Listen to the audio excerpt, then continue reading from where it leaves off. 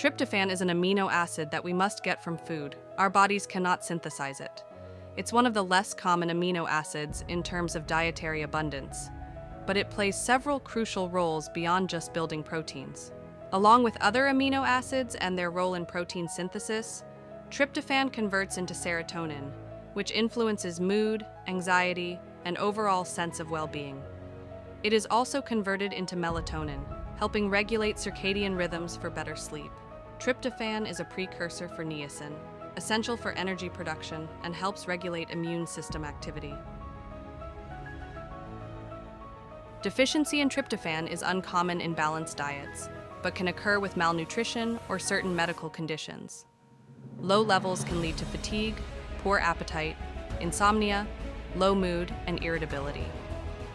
Niacin deficiency in extreme cases can result in dermatitis, diarrhea, and dementia. Excess of tryptophan is rarely dangerous except in protein supplement overuse.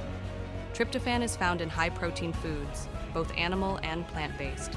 The best sources are soybeans, pumpkin seeds, chia seeds, turkey, salmon, cheddar cheese, tuna, sesame seeds, chicken, and tofu.